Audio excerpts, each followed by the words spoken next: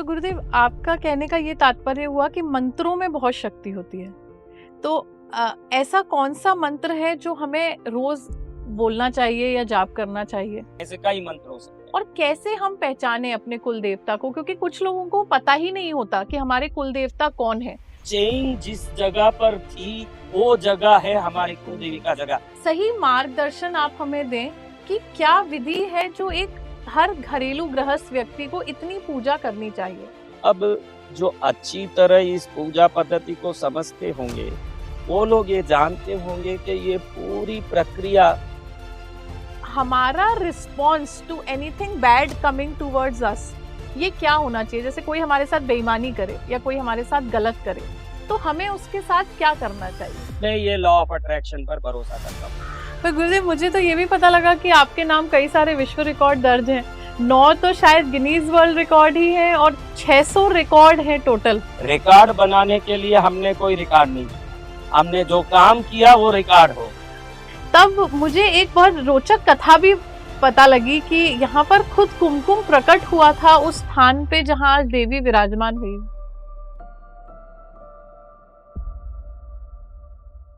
नमस्ते, जय श्री राम। नमन है उस ज्योति स्वरूप को जिनके चरण स्पर्श से धरती भी धन्य हो जाती है। आज मैंने ग्वालियर से 1900 किलोमीटर का सफ़र तय किया है यहाँ पर कृष्णागिरी में एक ऐसे दिव्य संत के दर्शन करने के लिए जिन्होंने न सिर्फ भारत में जन कल्याण की सोची बल्कि विश्व पटल पे सनातन धर्म की ध्वजा को लहराया। मैं यहाँ पर पिछले 3 दिन से हूँ और मैं आपको ये बात कह सकती हूँ कि इस जगह पर किसी न किसी शक्ति का वास ज़रूर है। अपनी आँखों से मैंने देखा कैसे गुरुदेव रोज़ लाखों करोड़ों लोगों को उनके राशन, उनके खाने पीने, बल्कि उनकी स्वास्थ्य व्यवस्थाओं में भी मदद करते हैं।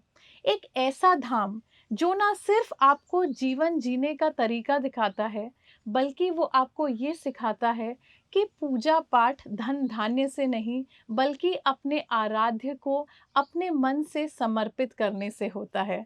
आप सभी से आज मैं मिलवाना चाहूँगी मेरे आदरणीय गुरुदेव को। पीठाधीश्वर यहाँ कृष्णागिरी के गुरुदेव, आपका बहुत बहुत स्वागत है। हमारा परम सौभाग्य है कि आज आप हमारे साथ हैं और हमें आज इसको देखने वाले करोड़ों युवा और जो व्यक्ति हैं भारत के, उन सब के लिए ये बहुत बड़ा सौभाग्य है कि हम आपके मुख से ये समझ पाएंगे कि पूजा अर्चना का असली मतलब क्या होता है, असली विधि क्या होती है। तो मेरा पहला सवाल गुरुजी आपसे यही है कि जैसे हम कहते हैं कि मैंने एक हनुमान चालीसा पढ़ ली, कुछ लोग कहते हैं आप दुर्गा सप्तशती का पाठ कर लें, कुछ लोग कहते हैं कि रोज़ शिव जी की आरती करनी चाहिए। उसमें हर व्यक्ति कंफ्यूज होता है। कोई 3 आरती का कॉम्बिनेशन बना लेता है, कोई सोचता है कि शिव जी पर एक बार जल चढ़ाना है। तो एक सही मार्गदर्शन आप हमें दें कि क्या विधि है जो एक हर घरेलू गृहस्थ व्यक्ति को इतनी पूजा करनी चाहिए? हमारे जीवन में हम जो भी करते हैं, संचित ऊर्जा से हम समृद्धि और शक्ति का आकर्षण करते हैं या नई समृद्धि और ऊर्जा को प्राप्त करने के लिए शक्ति का हम प्राकट्य करते हैं। जी। शक्ति को हम किसी भी प्रकार से हमारे जीवन में आविर्भूत करें, उस शक्ति की प्राप्ति की प्रक्रिया को हम पूजा करते हैं, जो शक्ति हमें मुक्ति तक ले जा सकती है। इस बीच में कई पड़ाव है, जिस पड़ाव को आप संसार की उपलब्धियां कहें या कोई वस्तु की प्राप्ति कहें या ज्ञान की प्राप्ति या अपने जीवन के कोई भी प्रकार की आवश्यकता की प्राप्ति। अब जो अच्छी तरह इस पूजा पद्धति को समझते होंगे वो लोग ये जानते होंगे कि ये पूरी प्रक्रिया किसी प्रकार से एलिमेंटल फोर्स की एनर्जाइजिंग विधि है। बहुत सिंपली यंगस्टर्स को मैं कहना चाहूँगा कि आपके जीवन में आप कुछ भी प्राप्त करेंगे, हमारे शरीर में या पृथ्वी में, दोनों तरफ आप देखें तो पृथ्वी भी बाय साइंस 73% पानी से भरा है जी। समुद्र से तीनों तरफ घेरा है जी। और शरीर भी 73% पानी से ही भरा है।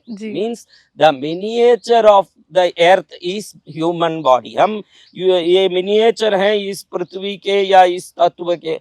और हम जो भी पूजा करते हैं, हम पूजा में अधिकतर आप देखेंगे तो कोई भी पूजा, आपने पूछा कि मुझे पूजा करनी कैसे चाहिए, हम क्या करें तो हमारी ये पूजा हमारे मन को सेटिस्फाई करने वाली हो। जी। तो मैं आपको बताऊं, कॉमनली लोग जो पूजा करते हैं, जी। अधिकतर जिसको पंचोपचारी पूजा कही जाती है, आरतियां तो वो the end of the all rituals आरती आती है जी। या चालीसा आता है। लेकिन कॉमनली पूजा आप देखेंगे तो सबसे छोटी पूजा में चंदन, पुष्प, धूप, दीप और नैवेद्य, ये जो कॉमनली खुद को स्पिरिचुअल मानता है वो व्यक्ति अपने इष्ट के सामने एक चंदन की टिक्की और थोड़ा पुष्प और धूप, दीप और कुछ नैवेद्य रख दिया तो समझता है कि मैं ये पूजा करता हूँ। जी। लेकिन आप इसको अच्छे से देखेंगे तो आप समझेंगे कि ये पूजा करते समय जो मंत्र बोले जाते हैं जी। वो हमको समझाते हैं कि हम ये करते क्यों हैं। ओम लम पृथ्वी आत्मकम गंधम समर्पयामि, हम कहते हैं। लम मूलाधार का बीज है, हमारा प्रथम चक्र है। जी। और वो है अर्थ एलिमेंट, पृथ्वी तत्व। और पृथ्वी तत्व का जो बेस है वो है सुगंध। जी। इसलिए हम भगवान को, पृथ्वी को बनाने वाले भगवान को पृथ्वी तत्व समर्पित करते हैं, जो चंदन की पूजा है। ओम लम पृथ्वी आत्मकम गंधम समर्पयामि, यानी मैं पृथ्वी तत्व को देने वाले प्रभु को मैं पृथ्वी तत्व समर्पित करता हूँ। जी। फिर ओम हम आकाशात्मकम पुष्पम, यानी जो आकाश को बनाने वाले प्रभु को मैं आकाश रूपी पुष्प समर्पित करता हूँ। ओम यम वायव्यात्मकम धूपम समर्पयामि आग्रापयामि, यानी वायु को बनाने वाले प्रभु को मैं धूप समर्पित करता हूँ, जो वायु का प्रतीक है। जी। ओम रम वन्यात्मकम दीपम समर्पयामि, यानी जो अग्नि तत्व को बनाने वाले प्रभु को अग्नि तत्व समर्पित करता हूँ, जो दीपक है। ओम वम अमृतात्मकम, वम यानी जल तत्व है, जल से ही सभी भोजन बनते हैं, जूस बनता है, जो भी इस संसार में जो भी खाद्य पदार्थ बनता है बिना कोई जल के बन नहीं सकता। तो जल तत्व को बनाने वाले प्रभु को मैं जल तत्व रूपी भोजन समर्पित करता हूँ। अब हमको समझ पड़ जाए, हम जो भी करते हैं पंच तत्व से बना शरीर से करते हैं, उस पंच तत्व को ही प्रभु को समर्पित करते हैं, वही पूजा है। इतना सिंपली समझ लें कि हम 5 एलिमेंट्स को इम्पोर्टेंसी देते हैं, वो 5 एलिमेंट को अलाइन करते हैं, वो पांचों एलिमेंट से एनर्जी को गेन करते हैं। अगर इसको समझ लें तो साइंटिफिकली हम समझ लेंगे कि हम कोई एलिमेंटल एनर्जी की फोर्स को क्रिएट करने के लिए चंदन, पुष्प, धूप, दीप, नैवेद्य चढ़ाते हैं, जो क्रमश पृथ्वी तत्व, आकाश तत्व, वायु तत्व, अग्नि तत्व और जल तत्व है, बस। तो गुरुदेव, आपका कहने का ये तात्पर्य हुआ कि मंत्रों में बहुत शक्ति होती है। तो ऐसा कौन सा मंत्र है जो हमें रोज बोलना चाहिए या जाप करना चाहिए? अब आप देखेंगे तो मंत्रों के विभिन्न प्रकार हैं। जी। व्यक्ति बीज मंत्र जिसको बोलता है, जी। बीज मंत्र एक कोई सिंगल एक वर्ड में पूरा तत्व को छुपा होता है। जैसे वट वृक्ष का बीज बो दो, बाद में वो बड़ा होके बहुत सारी शाखाएं फैला के बैनियन ट्री के नाम से बहुत बड़ा बन जाता है। जी। वैसे बीज मंत्रों को लो तो ह्रीम, HREEM, ह्रीम, जो संसार के सभी पदार्थों को हम में देने का सामर्थ्य रखता है। माया बीज जिसको कहते हैं, माया यानी ये यूनिवर्स जो माया से बना है। नेक्स्ट श्रीम बीज जिसको रमा बीज, लक्ष्मी बीज कहते हैं, जिससे खूब अकाट्य धन प्रकट होता है श्रीम श्रीम भजने से। जी। फिर है आइम, जो वाक बीज है, नॉलेज का बेस है, आइम बीज। क्लीम बीज है जो कामराज बीज है, वस्तुओं को, व्यक्ति को आकर्षित करता है।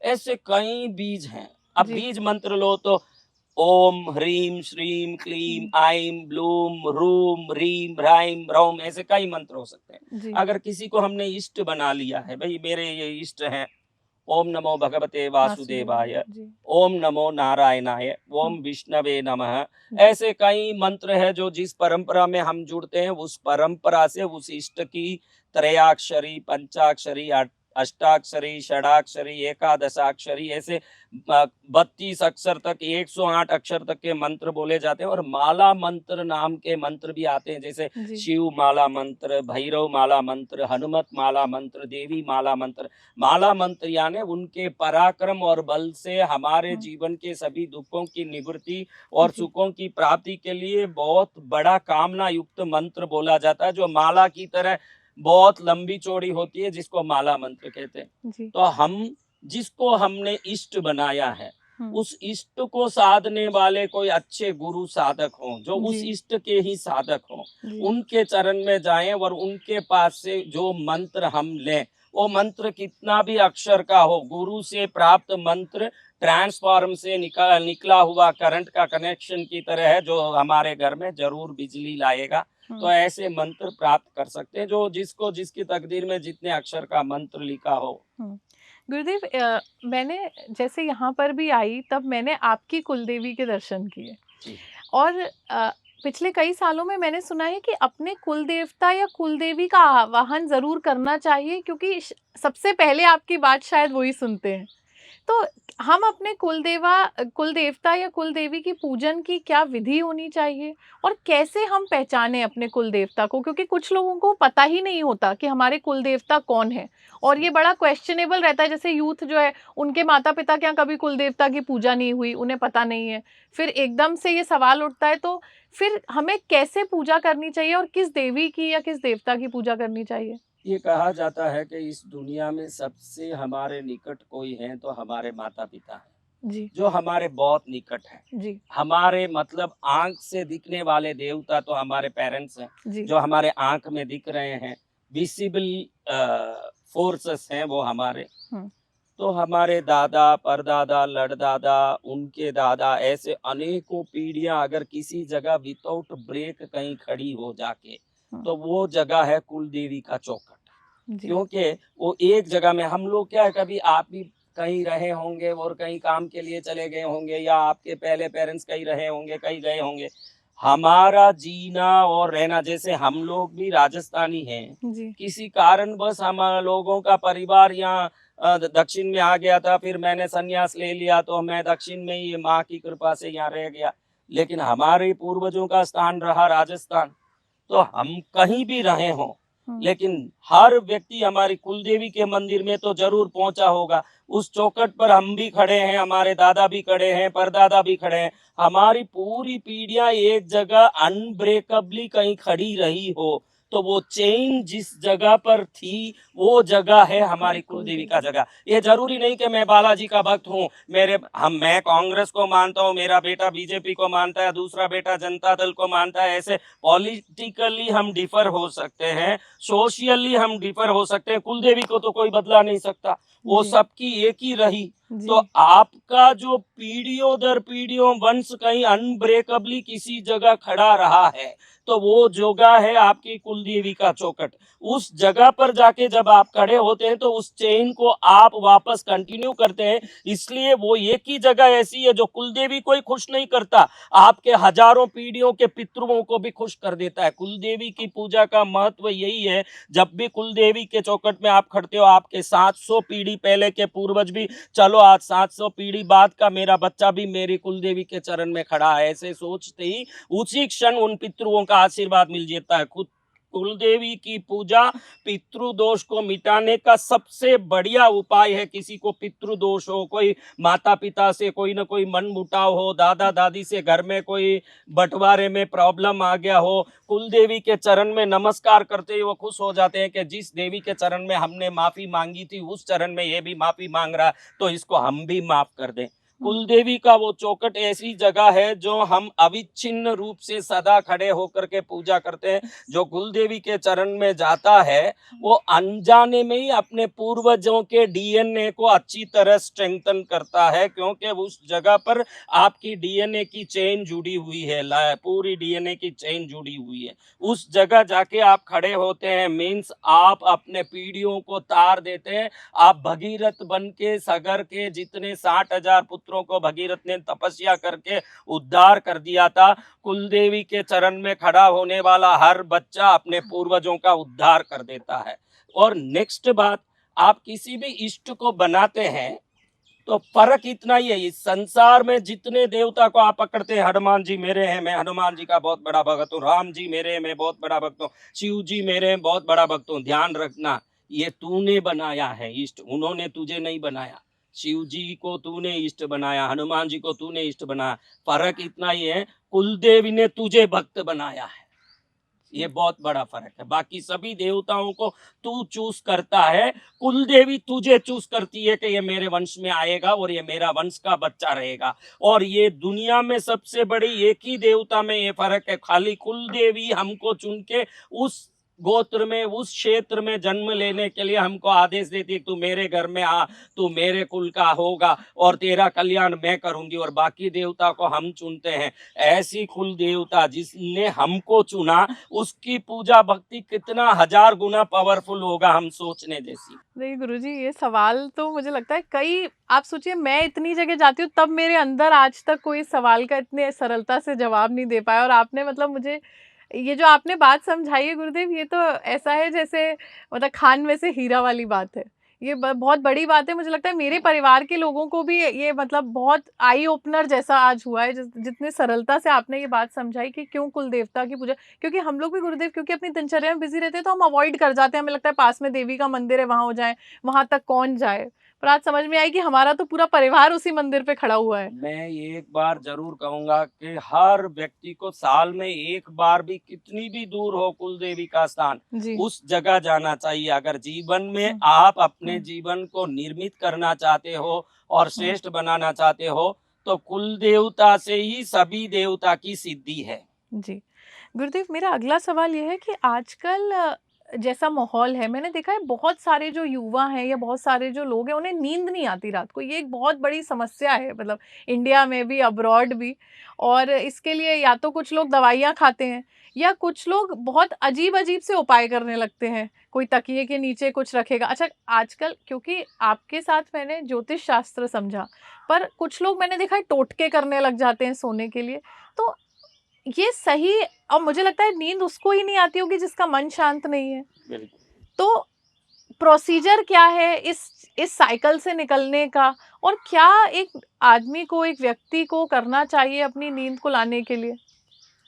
सबसे बड़ा प्रॉब्लम है कि रात के समय जब हम मोबाइल देखते हैं, तो मोबाइल के अंदर का ब्लू रे जो है, जी। वो हमारे आई शील्ड में जब कनेक्ट होता है, जी। तो आपके अंदर जो मेलाटोनिन उत्पन्न होनी चाहिए, जी। उसको डिस्टर्ब करता है। और जब मेलाटोनिन उत्पन्न नहीं होगा, हम्म, निश्चित आपके लेक ऑफ स्लीपिंग होगा, आपके जी। अंदर डिस्टर्बेंस होगा। तो मैं कई बार मेरे वीडियोस में बताता हूँ बच्चों को कि आप अपने मोबाइल में कंफर्ट शील्ड को, एक ऑप्शन है फ़ोन में जो जी। ज़्यादा लोग जानते नहीं, उपयोग नहीं करते हैं, जिसको कंफर्ट शील्ड कहते हैं, वो हम्म, आपके सबके फ़ोन में है। जी। आप उसको हरदम खुला रखेंगे तो इतना फ़र्क आएगा कि आपका रेगुलर जो स्क्रीन है, उसमें जितना नेचुरली सब चीज़ें दिखनी चाहिए, थोड़ा वो डल दिखने लगेगा, जी। लेकिन वो ब्लू रे आपके आई में जाके मेलाटोनिन को डैमेज नहीं करेगा। अच्छा। अगर सबसे बड़ा काम तो यही है, क्योंकि हाँ। ये दिखता हुआ प्रैक्टिकल तकलीफ है कि आदमी मोबाइल देखते देखते ही सोता है ना, मोबाइल सुबह देखते देखते ही उठता है। जी। तो दोनों तरफ से वो अपने शरीर से नींद को उत्पन्न करने वाली जितने भी रसायन हैं, उसको हम्म, किसी प्रकार से हानि करता है। जी। और दूसरी बात है कि नेचर कहता है, देखिए मैं इस तीर्थ में रहता हूँ, यहाँ देखा होगा आपने कि हम्म, पशु पक्षियाँ कबीर करीब करीब 10,000 कबूतर मेरे पास यहाँ है। अ- 10,000 कबूतर हम पालते हैं। जी। मेरे पास 10,000 कबूतर है। जी। कई कुत्ते हैं, सैकड़ों गायें हैं, विभिन्न प्रकार के तोते पशु पक्षियां यहाँ हैं। मैं देखता हूँ कि 6 बजे बाद ये कहाँ गए, गायब हुए, पता तक नहीं चलता। जब तक खूब मस्ती करते हैं, घूमते फिरते, 6 बजे गायब, जी। और सुबह 4-5 बजते ही चहकने लगते हैं। जी। और हमारी जीवनचर्या प्रकृति के विपरीत है। मैंने काफी नींद को समझाने वाले काफी आर्टिकल्स पढ़े, तो जी। मैंने देखा कि जब तक आप एक छोटा डिम लाइट में भी रहते हैं, आपके जितने भी ये पार्ट। रोम द्वार है, जी। जी। ये भी लाइट को रिसीव करते हैं। अच्छा। नॉट ओनली द, हम क्या करते हैं आजकल, ये मैं फ्लाइटों में ट्रेनों में देखता हूँ कि लोग आंख पर एक प्रकार का स्लीप पट्टी, मास्क। वो स्लीप मास्क पहन के जी, सो जाते हैं। जी। यानी उनको विज्ञान का समझ नहीं है। विज्ञान कहता है कि आपका हर एक रोम द्वार भी रोशनी को खींचने की ताकत रखता है, इसलिए 100% डार्कनेस में सोएंगे तो आप पूरी तरह से शरीर में डोपामाइन, एंडोर्फिन, ऑक्सीटोसिन को क्रिएट करेंगे। और हम लोग तो कितने ही साउंड में, कितनी लाइट में सोते हैं, ये डिस्टर्ब कुछ लोग करता गाना है। चला के सोते हैं आजकल। हाँ, वो सब डिस्टर्ब करता है। मैं तो सबको कहता हूँ, नींद अच्छा आना हो हुँ। तो 2-3 चीज़ों का ध्यान रखें। एक तो खाते जगह सोए नहीं, मतलब जहाँ सोए वहाँ कुछ खाए नहीं। चारों तरफ वो चीज़ें स्नैक्स वगैरह गिरी हों, और ये बीच जो में बेड पड़े पे लोग हों। गुरुजी खाते हैं, गलत है? पलंग पे बैठ के जो खाते हैं?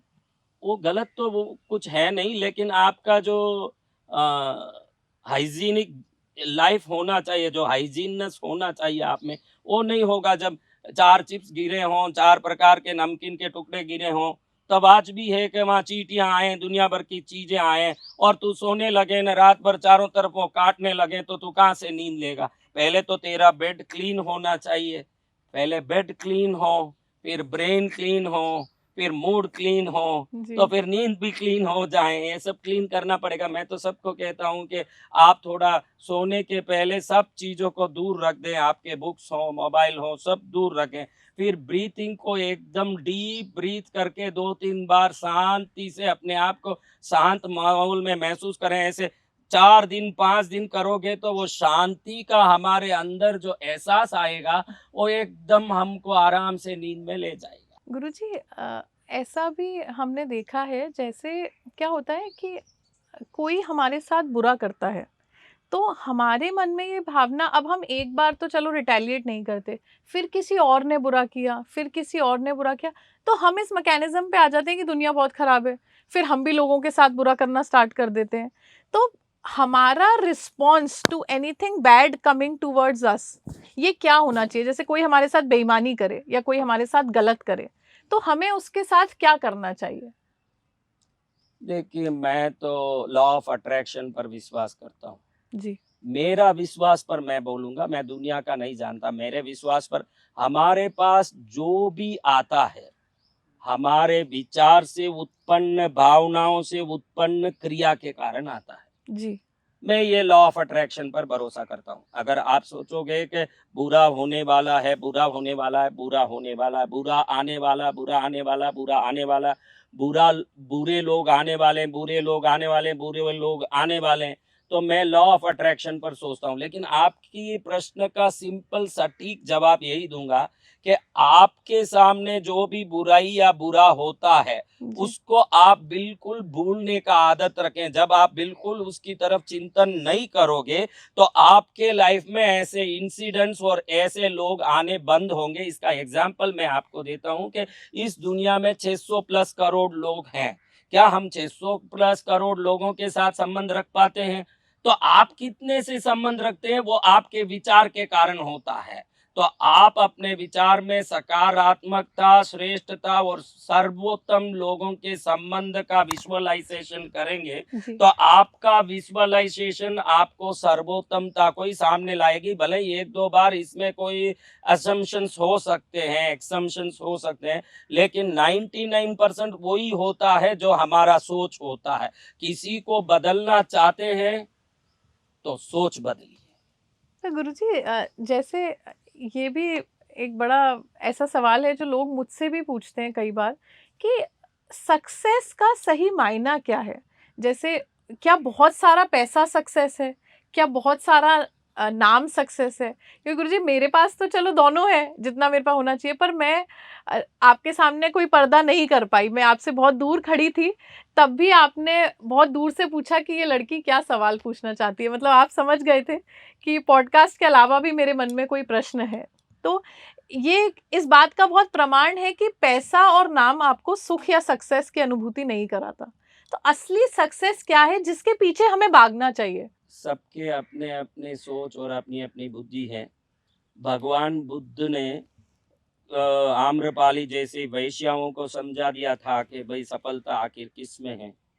और हम कई प्रकार से ऐसे समझे हुए हैं, आजकल बड़े बड़े कारपोरेट संतों के पास बड़े बड़े पढ़े हुए कॉरपोरेट कंपनियों में काम करने वाले लड़के जाके मेडिटेशन सीख रहे हैं, ध्यान सीख रहे हैं। वो बोल रहे हैं कि भाई इन सब संसार के लोभ में कुछ नहीं है, हम अब शांत रहना चाहते हैं। मैं तो सदा ये कहता हूँ कि आप कितने भाग दौड़ में हैं, कितने बिजी हैं, कितने उपलब्ध हैं, ये मैं नहीं जानता, लेकिन आप 3 प्रकार से अपने सक्सेस का मापदंड रखिए। 3 प्रकार से। आत्मा को शांति है क्या? देखिए, आप सक्सेस हैं वो अलग बात। आपकी आत्मा को शांति है क्या? आपके दिमाग को उपलब्धियों की प्राप्ति का आनंद है क्या? मैं ये 3 में सक्सेस मानता हूँ, क्योंकि मैं बुद्ध की तरह पूर्ण रूप से आज के युवाओं को संपूर्ण संसार को छोड़ के ज्ञान के मार्ग में पढ़ने बोल नहीं सकता, क्योंकि दुनिया अपने हिसाब से चल रही है। जी। तो मैं कहूँगा कि आत्मा में शांति है क्या? जी। दिमाग में उपलब्धियों की प्राप्ति का आनंद है क्या? मन में खुशी है क्या? अगर ये 3 भी है, जरूर जो दौड़ रहा है उसके मन में खुशी नहीं हो सकती, आत्मा में शांति नहीं हो सकती, उपलब्धियों का आनंद नहीं हो सकता। अगर उपलब्धियों का आनंद दिमाग में है, मन में अपनी चीजों की खुशी है और आत्मा में शांति है, ये तीनों 3 जगह स्थापित है, तो 100% सक्सेसफुल है। मैं ऐसे मान सकता हूँ। गुरुजी, आप मेरा मार्गदर्शन करें इस बात में कि आज इतना सारा युवा जो मुझसे जुड़ा है या जितने लोग हैं, तो कई लोग मुझे ऑफर देते हैं आप बॉम्बे आ जाओ, कुछ लोग कहते हैं दिल्ली घर ले लो। तो जैसे ही आपके पास एक सफिशिएंट अमाउंट ऑफ पैसा होता है, तो लोगों का ये कहना है कि आप अपने माता पिता को छोड़ दो। और ये आजकल की पद्धति में भी आप देखेंगे, किसी का शादी हो गई तो वाइफ कहती है माता पिता को छोड़ दो। और मेरे साथ गुरुदेव ये है कि पता नहीं, बहुत बचपन में मुझे ऐसा लगा कि मेरे भगवान जो हैं पहले, वो मेरे माता पिता हैं। आज भी गुरुदेव, इतना जहाँ मैं पहुँची हूँ या जिस उम्र में हूँ, उसके बाद भी इतने बड़े घर में मेरा एक अलग रूम मैंने नहीं बनवाया। रात को जाकर अपनी माता के पास ही सोती हूँ, क्योंकि मुझे ये लगता है कि ऐसा सुख किस काम का जो माता पिता को सुख ना दे पाए और अकेलेपन की अनुभूति कराए। तो क्या सच में माता पिता की सेवा से सुख मतलब हमें, मैंने गुरुदेव सत्य कह रही हूँ, जितना मंदिर में मांगकर मुझे ना मिला हो, पर मैंने अपने माता पिता से जो मांगा, या मतलब ऐसा है कि जो मैंने मन में सोचा कि मैं इनकी सेवा करूंगी तो भगवान मुझे देगा, वो मैंने एहसास भी किया और वो चमत्कार होते भी देखा। पर लोग ऐसा नहीं समझते, अपने माता पिता की इंसल्ट करते हैं। क्योंकि वो नक्षत्र और ग्रह के विधान को और प्रकृति के विधान को नहीं समझते हैं। प्रकृति नियमित रूप से चलती है तो सोलर एनर्जी से चलती और है। आप भी गुरुदेव, मैंने देखा जब आपकी पूजा आपने विराम की, तब आपने अपने माता पिता का पूजन किया। इसीलिए मैं आपसे ये सवाल पूछ रही हूँ, क्योंकि आजकल के जो लोग हैं, युवा हैं, वो माता पिता को साइड कर देते हैं। यही तो बताता हूँ कि वो ये जो जितनी भी इकोसिस्टम है उसको नहीं समझते हैं।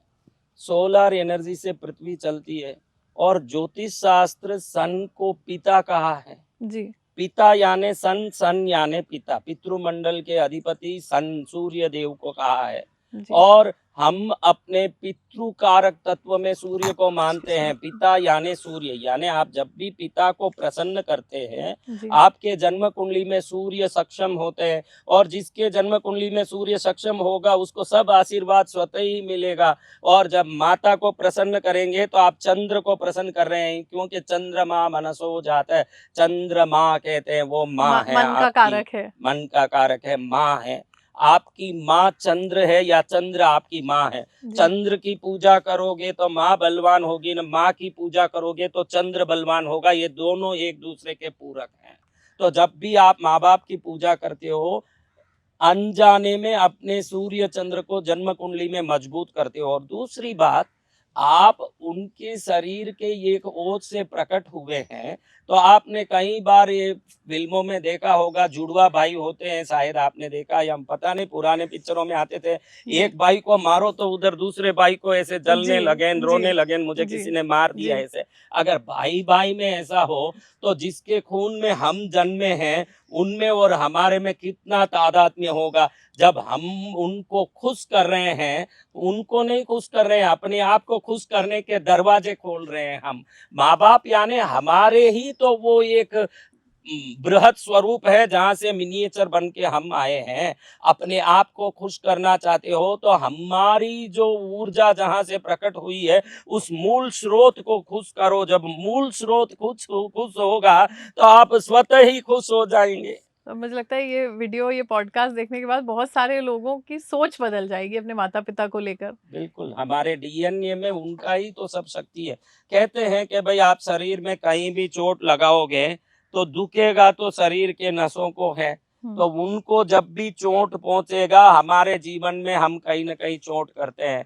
जो माँ की न सुनेगा तेरा कौन सुनेगा, जो माँ को ठुकराएगा घर घर की ठोकर खाएगा, जो माँ की न सुनेगा।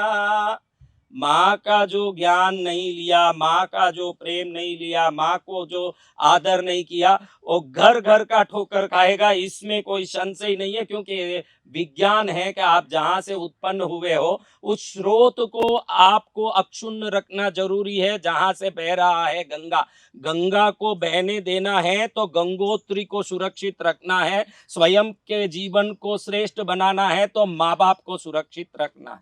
गुरुदेव, आज जैसे आपने इतने अच्छे से समझाया माता पिता का महत्व हमारे जीवन में, इसलिए मैं आपसे ये सवाल पूछ रही हूँ। लोगों का ये विचार रहता है कि हम बहुत ज़्यादा इक्वालिटी के पीछे भाग रहे हैं। इक्वालिटी की, हस्बैंड और वाइफ में इक्वालिटी होनी चाहिए, बॉयफ्रेंड गर्लफ्रेंड में इक्वालिटी होनी चाहिए, और इक्वालिटी जिस रूप में आगे बढ़ रही है, मुझे ऐसा लग रहा है कि हम निरादर पे आ गए हैं। मतलब अपने हस्बैंड से इक्वल होने की वजह से, जैसे नाम लेकर बुलाना, किस अपन अपने अपन अपने हस्बैंड को बोलते हैं ये उठा के लाओ, ये करो। मैं बहुत ओल्ड स्कूल हूँ गुरुदेव, तो मुझे लोग बहुत ज्ञान देते हैं कि ऐसा नहीं होना चाहिए। जैसे मेरी शादी की भी बात होती है तो मेरा हमेशा ये कहना होता है कि व्यक्ति अच्छा होना चाहिए, और मैं आज की डेट में भी मेरी जिससे शादी हो, मैं उनके पैर दबाने को तैयार रहूंगी। तो क्या, मतलब मुझे ऐसा लगता है गुरुदेव, हमें जो ये दाम्पत्य जीवन है और हस्बैंड वाइफ का रिलेशन है, इसमें इक्वालिटी नहीं ढूंढनी चाहिए। क्योंकि ऐसा मैंने अपने पेरेंट्स को भी देखा, मेरी मदर बहुत रिस्पेक्ट देती है मेरे फादर को, कि नहीं ऐसा होना चाहिए, नाम लेकर बुलाओ, कुछ भी काम कराओ, इंसल्ट करो, 4 लोगों में जा रहे हैं, ऑर्डर चलाओ। ये सही है गुरुदेव? देखिए, अभी मैं कुछ भी बोलूँगा तो यंगस्टर्स कमेंट करेंगे। लेकिन मैं आपको बता दूँ कि मैंने एक वीडियो बनाया था जिसमें बताया था कि क्षीर समुद्र में शेष शैया पर नारायण सोए हैं और माँ लक्ष्मी उनका पैर दबा रही। वो तो तुम्हारे लिए बोल रहा हूँ, तुमने बताया मैं पैर दबाने की इच्छा रखती हूँ, इसलिए मैं बताया कि इन सब के पीछे छुपे हुए हमारे सनातन शास्त्रों की वैज्ञानिकता को समझना चाहिए। मनुष्य का पैर है शनि, जी मनुष्य का पैर है शनि, जी और स्त्रियों का हाथ है शुक्र। और ज्योतिष शास्त्र कहता है कि शनि पर शुक्र जब भी पड़ेगा वहां धन की बरसात होगी। इसलिए जहां भी जो स्त्री अपने पति को नारायण मानेगी, पहले तो उसको नारायण मानने के कारण तो खुद लक्ष्मी बन गई है। खुद समझना चाहिए कि जो किसी को नारायण मानती है तो वो नारायण मान के उसको बड़ा नहीं कर रही है, लक्ष्मी बन के खुद को बड़ा कर रही है। और ये भैया नारायण को पैर दबाने से शनि के ऊपर अपना हाथ रूपी शुक्र को डाल रही है, तो शुक्र के बल से शनि पर दबाव डाल रही है। तो जो पैर दबाने वाले घर होंगे उधर धन की बरसात जरूर होगी जोरदार। और दूसरी बात, हम किसी का आदर देके छोटे नहीं हो जाते। हमारे संसार में पुरुषों के लिए 4 लोग, स्त्रियों के लिए 5 लोग बड़े बताए गए हैं। पुरुषों के लिए भगवान, गुरु, माता और पिता, 4 लोग बड़े हैं। स्त्रियों के लिए भगवान, गुरु, माता, पिता और पति, ये 5वां बड़ा है। और पूरे सनातन शास्त्र यही बोलता है कि स्त्रियों के लिए कोई विशेष व्रत नहीं है, विशेष पूजा नहीं है, किसी देवी देवता की साधना उपासना की जरूरत नहीं है। अपने पति का पूर्ण रूप से सत्कार, सम्मान युक्त आदर सत्कार के साथ परिपालन किया तो स्त्री उस पुरुष के सभी व्रत पूजाओं से भी ज्यादा फल अपने जीवन में शक्ति के रूप में प्राप्त करती है। सनातन संत होने के कारण सनातन भाषा ही बोलूंगा और सनातन बातों को ही समर्थन दूंगा। तो सनातन धर्म तो यही कहता है कि जो स्त्री अपने पति की व्रत धर्म का पालन करती है उसको अन्य किसी देवी देवता की पूजा की जरूरत ही नहीं है। फिर पति के आदर का तो सवाल ही नहीं उठता, वहां सब चीज एंड होती है। जी, गुरुदेव, मेरा अगला सवाल ये है कि हमारे आसपास की जो चीजें हैं वो सनातन परंपरा से जुड़ी हुई हैं, जैसे नींबू हुआ, लौंग हुई, बेलपत्र हुई। इन चीजों को लेकर बहुत सारे लोग नियम कानून भी बता देते हैं और बहुत सारे लोग ये भी बताते हैं कि इनका अगर सदुपयोग किया गया, सही तरीके से यूज किया गया, तो वो आपका जीवन परिवर्तित कर सकता है। तो क्या सही तरीका है, थोड़ा मार्गदर्शन करें। इस संसार के प्राकृतिक चीजों में नेचुरली कुछ एनर्जी है। वो एनर्जी की फ्रीक्वेंसियों का जो लेंथ है, वेव लेंथ, जी उसके कारण उसके रिजल्ट्स बदलते हैं, because of the wavelength of that frequency. जी तो कॉमनली ऐसे सिंपली देखने जाओ, जिन चीजों में सुगंध आता है, केसर होगा, इलायची है, लवंग है, भीमसेनी कपूर है, हाँ, जिस चीजों में भी नेचुरली सुगंध आता है, I am not talking about the artificial perfumes, जी but some natural fragrance is there in the ingredient, जी then it creates prosperity, simple। आपके इसलिए हम आर्टिफिशियली भी हमको सुगंधित रखते हैं। जी हम सुगंधित रखने का कारण यही है, व्यक्ति को शुद्ध और सुगंधित रहना इसलिए है कि वो फ्रीक्वेंसी प्रॉपर प्रॉस्पेरिटी के फ्रीक्वेंसी से अलाइन होता है। जी जो सुगंध का फ्रीक्वेंसी है, it aligns with the prosperity frequency. जी जो तीखी चीजें हैं, जी अभी सुना होगा कि लाल मिर्च से हवन हो रहा है शत्रु नाश के लिए, मैं करके आई हूँ गुरुदेव।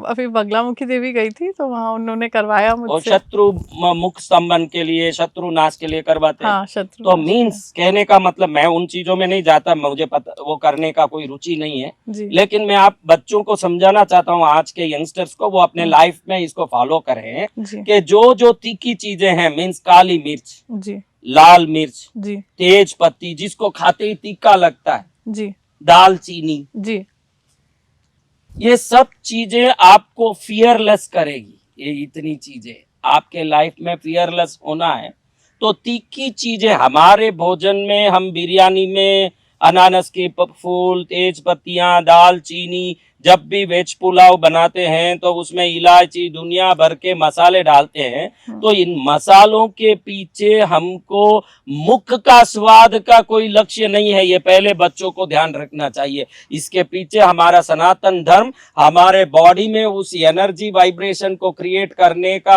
विधान रखता है, जिसको कहा के तो फियरलेस भी बने ना, प्रॉस्परस भी बने। सुगंधी चीजें आपको प्रॉस्परस करती है, तीखी चीजें आपको फियरलेस करती है, कड़वी चीजें आपको आसक्ति से मुक्त करती है। करेला है, नीम है, कड़वी चीजें जो खाएगा, धीरे धीरे कहते हैं ना कि वैरागी लोग कड़वे चीज खाते हैं, वैरागी हैं, उनको स्वादी जरूरत नहीं पड़ती। रियली ऐसा नहीं है, वो खा के वैरागी हो गए हैं। अच्छा। गुरुदेव, ये भी बहुत मिसगाइडेड यूथ है हमारे इंडिया में, जैसे मैं भी हूँ गुरुदेव। आज तक किसी ने मुझे ये ढंग से बैठ के नहीं समझाया कि मेरी दिनचर्या क्या होनी चाहिए। किसी भी टाइम उठती हूँ, रीडिंग वगैरह करती हूँ, बट मैंडेटरी नहीं है। बस पूजा पाठ का मेरा नियम है कि वो करनी है, पर फिर भी गुरुदेव कोई एक प्रॉपर मैंडेट है या क्या विधि है कि हाँ ये काम आपको डेली करना ही है? कुछ चीजें हमको कंपल करती है, कंपल हो करने के कारण हम करते हैं, जैसे हम वॉशरूम जाते हैं, जी ये सब कंपलसरी करते हैं। जी कुछ चीज फियर से हम करते हैं, जो चीज हमको कंपल करती है, जिस चीज को हम कंपल्सन से करते हैं। दो चीजें हैं लाइफ में, एक तो वो चीजें कंपल करती है हमको करने के लिए, जी एक हम कंपल्सन से करते हैं, वो चीजें हैं। जी मैं सबको कहूंगा कि भाई आप रॉबिन शर्मा का 5 AM क्लब पुस्तक जरूर पढ़ें, 5 AM क्लब पुस्तक जरूर पढ़ें। सुबह उठना चाहिए ब्रह्म मुहूर्त में? बिल्कुल, उसी के लिए तो कह रहा हूँ। जो 5 बजे उठने का आदत कोई बच्चा डाल देगा, जो लड़का लड़की जो भी मेरे बच्चे बच्चियां हैं, अगर 5 बजे उठने का अगर नियम डाल लेंगे तो इस दुनिया के कंफ्यूज्ड वाइब्रेशन से बिल्कुल मुक्त होके, क्योंकि देखिए अभी आप बहुत सारे मोबाइल चलते हो, बहुत सारे हजारों मोबाइल चलते हो, फोन, जी उस जगह अपना फोन लगाओगे तो आपको थोड़ा टावर कमजोर होगा कि नहीं? जी तो बहुत सारे सोच विचार चिंतन जब जागरूक होके दुनिया में फैले होंगे, तरंगे, उस समय आपका तरंग कमजोर होगा कि नहीं? लाइक मोबाइल नेटवर्क, जी। और जब कोई मोबाइल नहीं चल रहा होगा तो आपका मोबाइल कैसे चलेगा? तो सुबह 5 बजे आपका ब्रेन रूपी नेटवर्क जब किसी का नहीं चलता होगा तो जितना अच्छे से इस कॉस्मिक एनर्जी के साथ जुड़ेगा, जितना यूनिवर्सल एनर्जी के साथ कनेक्ट होगा और वापस जितनी तेज से आपके जीवन को प्रखर कर सकेगा, उतना दिन का कोई चर्या नहीं कर सकेगा। अगर आप 5 बजे उठते हैं तो यूनिवर्सल एनर्जी में आप कुछ चंद लोग ही होंगे जो उठ के अपनी प्रार्थना को, अपने ध्यान को, अपने कार्य को, आज बड़े बड़े मैंने राइटर्स जैसे आपने स्टीफन और कोवे देखो के, जोसेफ मर्फी देखो के, नॉर्मन विंसेंट पील देखो के, बड़े बड़े अच्छे लोग, या डेल कार्नेगी जैसे अच्छे अच्छे बिजनेसमैन को देखो, तो वो सब एक ही बात बोलते हैं। या अच्छे आर्टिस्ट को देखो या कोई भी, तो बड़े से बड़े आर्टिस्ट को मैंने देखा, उनके लाइफ स्टोरी पढ़ा तो वो बोल रहे हैं कि मेरा बेस्ट पेंटिंग या पोर्ट्रेट सुबह 4 बजे उठ के बनाया, उसमें बना। बेस्ट पोएट बोलता है कि मेरा पोयम जो सबसे टॉप फेमस हुआ वो मैंने सुबह 5 बजे लिखा था, क्योंकि क्रिएशन का टॉप मोस्ट बेस्ट प्रेजेंटेशन आपको 4 या 5 बजे जो मिलेगा वो दिन के समय नहीं मिल सकता। तो सुबह उठने का अगर आदत यंगस्टर्स जल्दी रखते हैं तो पूरा दिन को बेटर वे से यूज कर सकते हैं और वो बेटरनेस आपके लाइफ को मोर बेस्ट करेगा और आपके पास काम करने के लिए ज्यादा समय मिलेगा। जी। और सुबह सुबह उठते समय आप किस नासिका में आपका ब्रीथिंग चल रहा है देख के वो पैर आगे रखें, तो आप अपने बॉडी का सिस्टम है, ये बॉडी 48 मिनट में एक बार अपने आप ही अपनी नासिका के श्वास को बदल देता है, सोलर एनर्जी से मूनर एनर्जी में बदलता है। जिस एनर्जी में आप एक्टिवेट हो रहे हैं वही पैर नीचे रखेंगे तो पूरे दिन को अलाइंड वे से आप यूज कर सकते हैं। तो सुबह 5 बजे उठने को मैं मैंडेटरी मानूं रूटीन में। बिल्कुल। और तो इसके हम आगे लोगों को तो कहते हैं 3 बजे, 3 बजे, 3:30 बजे, 3 बजे उठो, लेकिन यंगस्टर्स होने के कारण थोड़ा छूट देते हैं कि 5 बजे तक तो उठो भाई। और उसके बाद गुरुदेव क्या करना चाहिए, मतलब बेसिक आउटलाइन रूटीन की? नहीं, 5 बजे उठ जाए, जी। थोड़ा सा अपना रूटीन जो वॉशरूम जाना जो भी करना है कर लें, फिर जरूर शरीर के लिए कुछ जॉगिंग है, कुछ पुशअप्स है, एक्सरसाइजेस करें। जो एक्सरसाइज से बीटा एंडोर्फिन जितना क्रिएट हो सकता है इतना फूड विटामिन टैबलेट किसी से नहीं। Best tonic to create the beta endorphin which are the best happy hormones in brain are only possible by exercise. तो पहले एक्सरसाइज करें। और कहीं आज के युवा बच्चे प्रार्थना करने में मानते हैं। मैं कहता हूं कि 5 मिनट प्रार्थना करो और 5 मिनट ध्यान करो, यानी पहले प्रार्थना करके भगवान से बात करो, फिर ध्यान करके भगवान को बात करने दो थोड़ी देर आपके पास। उसके बाद आप नहा धो के अपनी तैयारी करके अपने आधा घंटा पूरा दिन मेरा रूटीन क्या होना चाहिए उसको लिखो। और आज का जो न्यूरो साइंस कहता है कि आप जो करना चाहते हो, आप जीवन में जो बनना चाहते हो वो आप लिखते नहीं हो तो उसमें सक्सेस होने का 7% ही चांस है। और आप लिखते हो अपने ड्रीम्स को, आज कोई युवा नहीं करता, लिखता नहीं, पढ़े पढ़े 100 बार सोचता है, 100 बार सोचता है कैसे बनूं वैसे बनूं, लेकिन न्यूरो साइंस कहता है कि जो नहीं लिखा उसकी सफलता की पॉसिबिलिटी 7% है। और जो अपने ड्रीम्स को लिखता है कि मुझे ये बनना, तो वो पॉसिबिलिटी 93% तक इंक्रीज हो जाता है सीधा। तो आप सुबह में पहले आज मेरा चर्या क्या होना, आज इनको मिलना है, आज ये काम करना है, आज मुझे वो करना, ये सब सुबह ही 5 मिनट में, आधा घंटा बहुत शायद ज्यादा बोल दिया आपके टाइम को अगर वेस्ट कर रहा हूं, तो 5 मिनट में 4 लाइन में लिख दीजिए कि आज मुझे ये करना, ये करना, ये करना। उसके बाद ऑफिस जा रहे हैं तो ऑफिस जाइए, रूटीन में जहां जा रहे हैं तो वहां जाइए, जो काम कर रहे हैं करिए। बेस्ट फूड का ध्यान रखिए कि पहले थोड़ा सूप लें, फिर थोड़ा सलाद लें, फिर अच्छा हाइजीनिक फूड खाएं। हम तो बचपन में हम देख रहे थे, हमारे बचपन में हम लोग स्कूलों में जाते तो बूढ़ियां सब वो मट्टी में सनी हुई जामुन, ये सब चीजें, मूंगफली लेके बैठी होती थी। हम 5 पैसा देते, एक पेपर के किसी कवर में वो 5 पैसे में जामुन देती, तो हम वो खाते थे।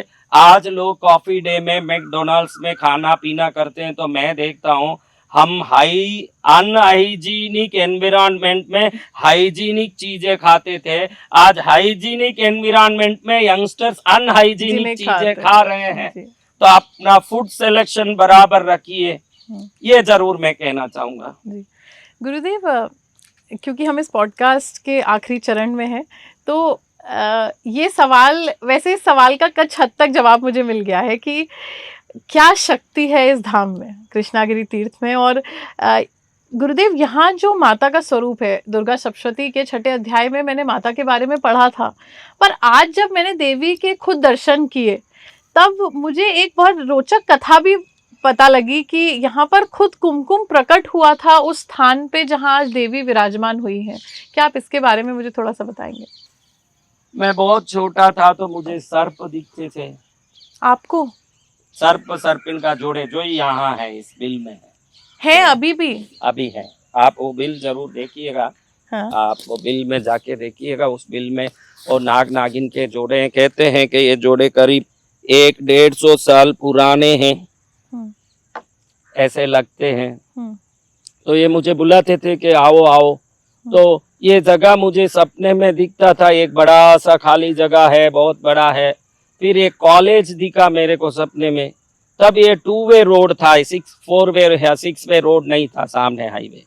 तो कॉलेज के सामने ये जगह बहुत नजदीक था, क्योंकि तब वो 4 वे नहीं था। मैं समझ गया कि कॉलेज यही है तो सामने होगा। ढूंढते ढूंढते यहाँ आया तो मुझे सपने में था कि यहाँ जो सर्प हैं जो बता रहे हैं कि ये धाम है।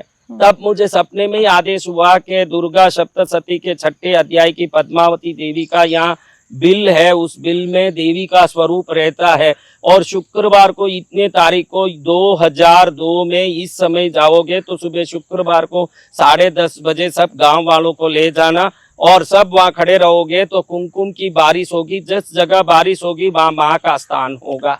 आपने अपने आंखों से देखी कुमकुम की बारिश? मैंने 100 लोगों को ले आके देखा, मेरे साथ 100 लोग थे साथ में। और ये कुमकुम का बरसात अब निरंतर होता है। आप अभी देखना तो कभी भी हो सकता है। अभी ऐसा नहीं कि उस समय तब हुआ। यहाँ कुमकुम प्रतिदिन कभी भी प्रकट होता है। दीपक अचानक जलता है। आप दीपक यहाँ रख दो तो स्वतः ही दीपक जलता है, बगैर कोई आग लगाए दीपक जलता है। बीमार लोग अपने आप ही ठीक हो जाते हैं, अंदर घुसते ही ठीक हो जाते हैं। कोई भी बीमारी हो, काफी लोग बिना कोई मंत्र उपचार या कोई मंत्र पाठ या कोई व्रत पूजा अंदर प्रवेश करते ही वो ठीक हो जाते हैं। ये माँ पद्मावती दुर्गा सप्तशती की 6 अध्याय की देवी है, जिसको नाग स्वरूप माना जाता है। ये नाग स्वरूप की देवी विभिन्न प्रकार से सिद्धि देने वाली है और लक्ष्मी सरस्वती काली का संयुक्त स्वरूप होने के कारण विभिन्न शक्तियों की सिद्धि है इस देवी में।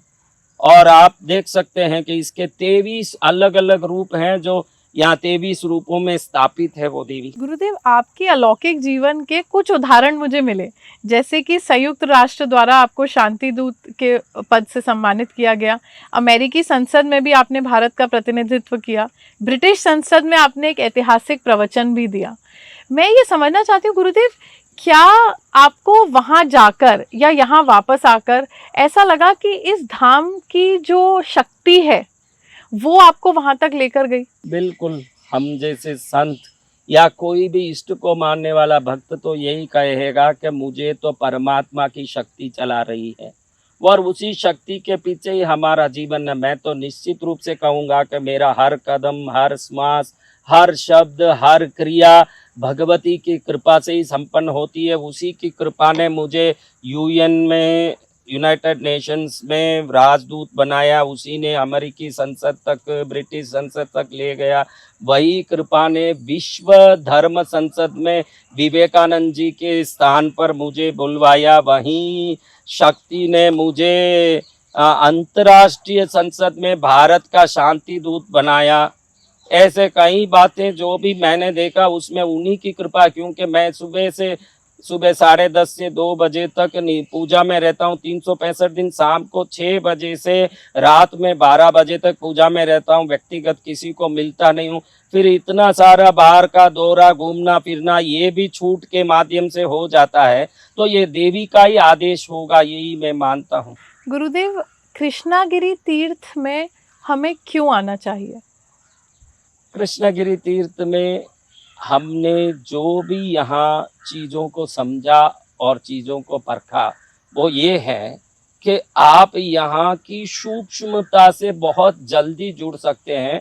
यानी आप एक जगह वो प्रसिद्ध है इसलिए आप जाते हो और श्रद्धा को आप समर्पित करते हो, वो अलग बात है। आप उस जगह के बारे में सुने हो कि ये ज्योतिर्लिंग है, ये शक्तिपीठ है, तो जो स्वतः ही आपके मन में श्रद्धा उत्पन्न होती है, वो आपको वहां समर्पण दिलाती है, वो अलग बात है। लेकिन कृष्णगिरी तीर्थ में आप जब भी एंटर होंगे, अगर समझदार हो है तो एंटर होते ही उसके रोम खड़े हो जाएंगे, और थोड़ा भी मेच्योर्ड है तो यहाँ की एनर्जी से तुरंत वो अपने आप को ब्लूम्ड फील करेगा, अपने आप को खिला हुआ फील करेगा। यानी एनर्जी है ये सुन के समर्पित होना अलग है, कृष्णगिरी में एनर्जी को अच्छे से महसूस करते हो और महसूस कर सकते हो। इसलिए हर व्यक्ति को कृष्णगिरी आके सच में दिव्य ऊर्जा कैसे हमारे शरीर में आनंद प्रकट करती है इसका अनुभव करना है तो कृष्णगिरी आना चाहिए। गुरुदेव, ये बस एक सवाल है मेरे मन में कि मैं यहाँ जब आई और आज मुझे 2 दिन हो गए हैं, पर किसी ने भी मुझसे एक भी रुपए नहीं लिया। आज हम जितने आश्रमों में जाते हैं, मैं क्षमा चाहूँगी ये बात कहने के लिए, पर क्योंकि हर जगह ऐसा हो गया है कि अगर हम स्टे कर रहे हैं तो पैसे लग रहे हैं, खा रहे हैं तो पैसे लग रहे हैं, वीआईपी के लिए अलग अरेंजमेंट है। पर आप पहला कृष्णगिरी तीर्थ ऐसा है कि मैंने यहाँ कोई भेदभाव ही नहीं देखा। ऊपर से एक भी रुपए यहाँ पे आने वाले व्यक्ति से ना रहने का लिया जा रहा, बल्कि मेरे नोटिस में ये बात भी आई कि हज़ारों लोगों को यहाँ से राशन, बल्कि शायद 1 करोड़ से ऊपर लोगों को यहाँ से राशन और खाना पीने की सामग्री ये दी जाती है। क्या ये बात सत्य है? जब से हमने इस देवी की शक्ति को समझा, देवी से साधना करके 6 लाख कमल पुष्प और 60,000 आहुति करके देवी की शक्ति को सिर पर धारण करने की कोशिश की, उसके बाद हिमालय, विंध्याचल, काशी आदि क्षेत्रों में जाके करीब 15-20 वर्ष साधना में रहे। हर बार देवी का यही कहना था कि मेरे स्थान पर छोटे बड़ों का भेद नहीं होना चाहिए और इस जगह पर सेवा भक्ति खूब होनी चाहिए। यजमानों को प्रेरणा इस बात का दिया करो कि वो लोगों की सेवा करें। तो तब से हमने यहाँ पर भोजन निःशुल्क रखा है। वो भोजन कोई भी व्यक्ति आए, कभी भी आए, किसी भी प्रकार से आए, सबको भोजन निःशुल्क दिया जाता है। और जितने भी अभावग्रस्त लोग या क्षेत्रवासी लोग हैं, प्रति समय 11,000 से अधिक लोगों को निरंतर राशन में मेवा, घी, तेल, पूरे राशन से आटा, चावल, दाल से लेके इलायची दाने तक पूरा राशन उनको कंप्लीट पैकेज दिया जाता है। और यहाँ सभी चीजें निःशुल्क सेवा में दी जाती है, भोजन हो, ठहरने की व्यवस्था हो, हर चीज निःशुल्क है। और दूसरी बात है कि यहाँ से हम कोई पूजा कर रहे हैं, जैसे अभी हम इंदौर में एक आयोजन कर रहे हैं नवरात्रि में, सितंबर 22 तारीख से अक्टूबर 2 तारीख तक। इसमें 11,000 कलश को 20,000 किलो चंदन की लकड़ी, 30,000 किलो मेवा और 7,000 किलो घी डाल के करोड़ों रुपयों के खर्च से तो हवन करेंगे। और 11,000 कलश में 350 प्रकार के असली नवरत्न, चांदी का सिक्का, 32 उपरत्न, 32 हीलिंग जेम स्टोन्स, स्फटिक का श्री यंत्र और कचुबा, अनेकों श्री यंत्र, लक्ष्मी यंत्र, कुबेर यंत्र, 108 से अधिक औषधियां, ये सब डाल के वो कलश भरेंगे। इस कलश में भी हमारी तरफ से यजमान से हम स्पॉन्सर लेके प्रति व्यक्ति को करीब 10,000 रुपये का गोल्ड प्लेटिंग का कलश, 10,000 रुपया उस कलश में हमारी तरफ से भेंट भी देंगे।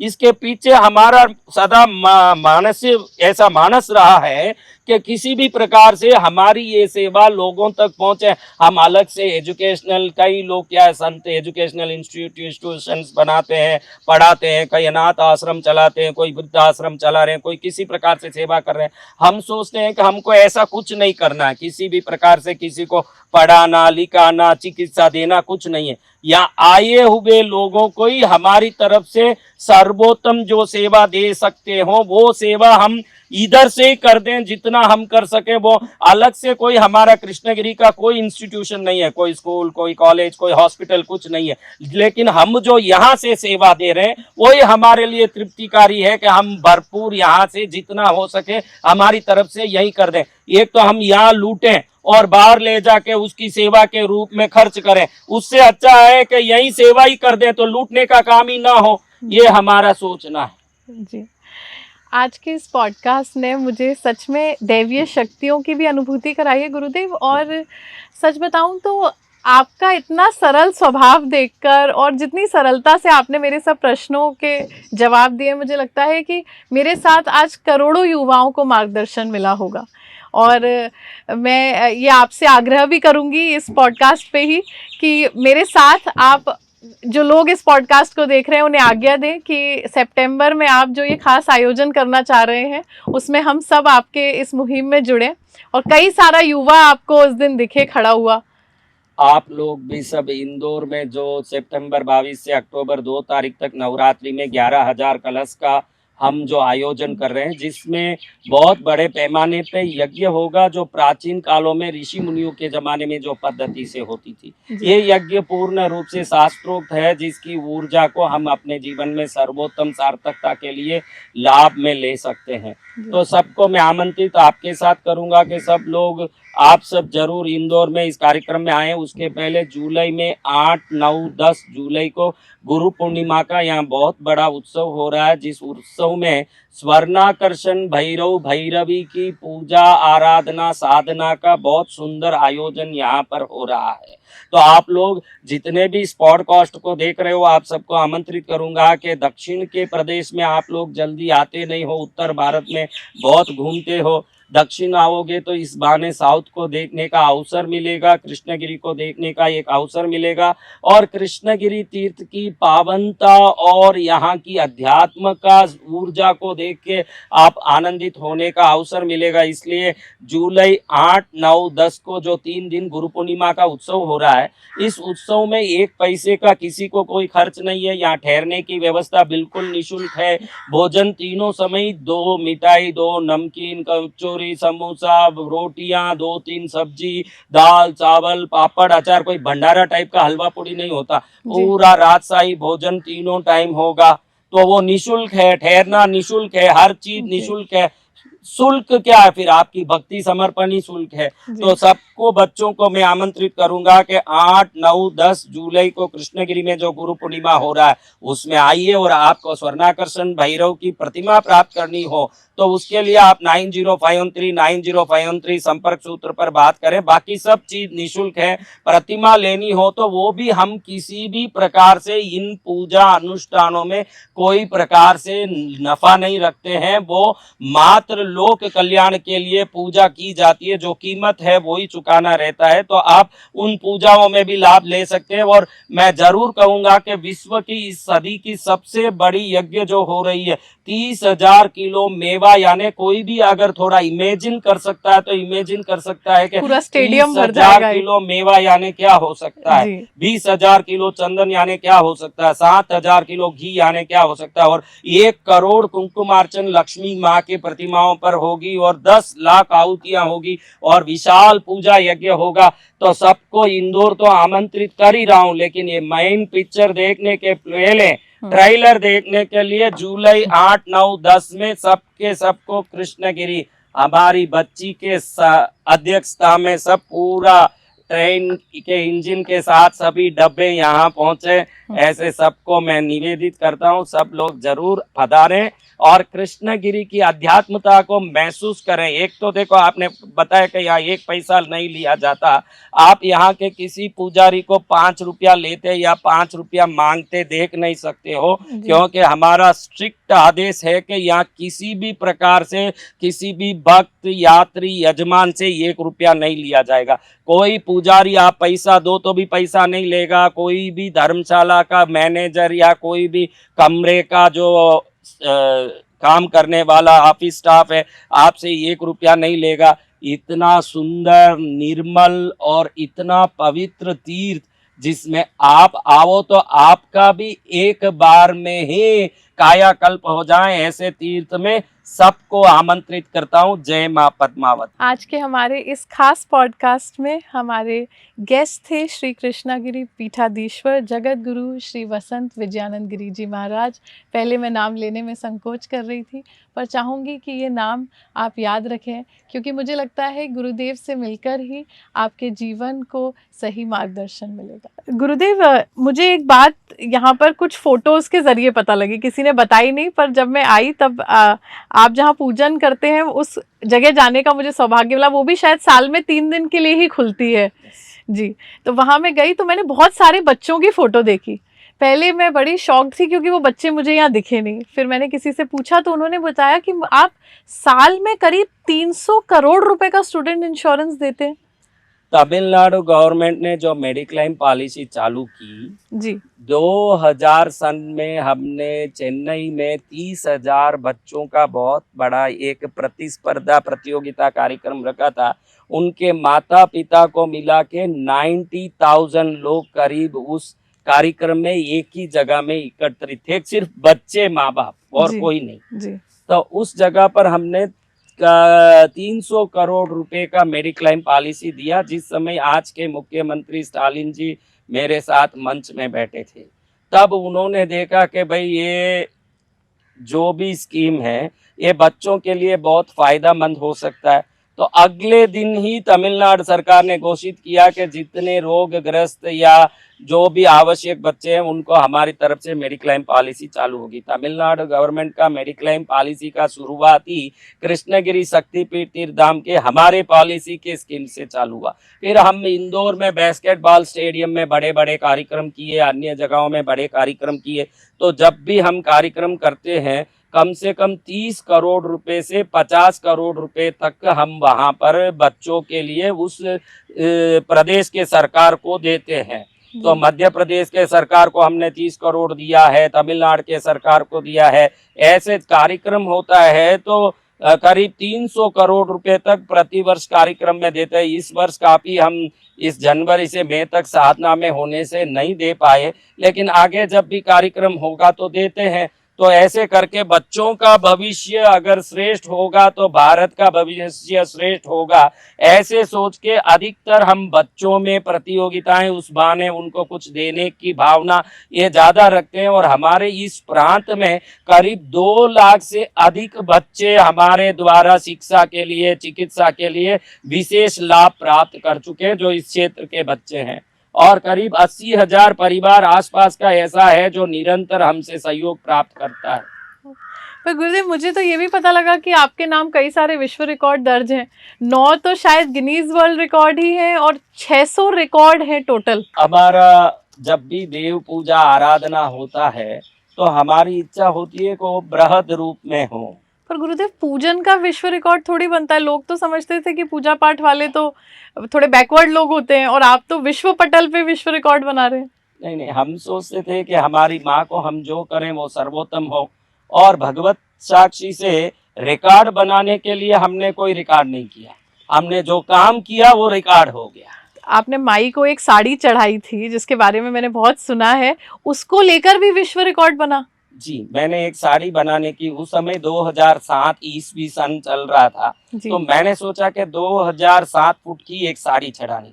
जब वो सोचने के बाद ही उसके सर्च में गए तो मालूम पड़ा कि विश्व में 600 फुट से ज्यादा सिंगल साड़ी का वीविंग होता ही नहीं है। मैक्सिमम वीविंग जो होता है, हाईएस्ट लेंथ 600 फुट होता है। तो हम यूएस में कांटेक्ट करके चेन्नई के कुमरन सिल्क्स वालों के संबंध से इसके लिए एक साड़ी बनाने के लिए 1.5 साल प्रयत्न करके एक स्पेशल वीविंग मशीन को प्रोड्यूस करवाया, एक मैन्युफैक्चर करवाया एक साड़ी के लिए। वो मशीन यूएस से इंपोर्ट करवाया। उस मशीन से एक ही साड़ी बनी शुद्ध चांदी की जरी से, 2007 फुट की साड़ी। और 2007 में वो साड़ी पद्मावती माँ को चढ़ी। जब चढ़ा तो हमारे भक्तों ने उसको गिन्नस रिकॉर्ड में आवेदित किया।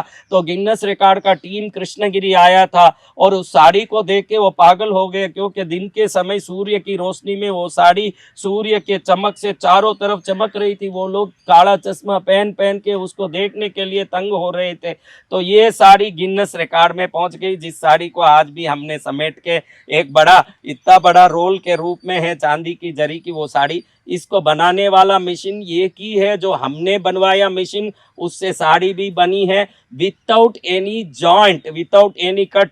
सिंगल 2007 फुट की साड़ी बनाने वाली मशीन भी हमारे पास है, उसमें बनी हुई साड़ी भी हमारे पास है। फिर हमने एक सोचा कि माँ को खीर बनाना है, तो उसके लिए एक बर्तन अलग से बनाया, उसके लिए चूल्हा। वो चूल्हा करीब 25 फुट बड़ा गैस का स्टोव, 25 फुट बड़ा गैस का स्टोव बनवाया। उसके ऊपर रखने के लिए 25 फुट बड़ा बर्तन बनवाया, उसमें दूध भर के हजारों लीटर का खीर बनवाया और उसको क्रेन से उठा के माँ के पास रख के वो खीर का भोग लगाया। तो गिन्नेस रिकॉर्ड में वो भी खीर का जो पुडिंग है, राइस पुडिंग जिसको वो लोग बोलते हैं, वो भी गया। ऐसे 600 प्रकार के अलग अलग कार्य ये कृष्णगिरी में देवी माँ के नाम से हुए। 600 कोई ना कोई वर्ल्ड रिकॉर्ड में गए हैं। मुझे लगता है गुरुदेव आपने भक्ति का भी रिकॉर्ड बनाया। और कोई ना कोई रिकॉर्ड बने। हम भगवती के नाम से कोई भी रिकॉर्ड बनाए तो उस बहाने सनातन धर्म की सक्षमता को हम विश्व पटल पर ले जाएं। ये पहले से मन में रहा, वो काम होता रहे। ऐसे सब बच्चों से मैं मनोकामना का आशीर्वाद चाहूंगा। गुरुदेव बहुत बहुत धन्यवाद आपका। और मुझे लगता है ये सब सुनने के बाद करोड़ों लोग अब कृष्णागिरी धाम से जुड़ेंगे और आपकी जो ये अनन्य भक्ति है उसमें आप तो हमारे लिए रोशनी स्वरूप है, दीपक स्वरूप है और हम आपके पीछे खड़े होंगे। बहुत बहुत धन्यवाद।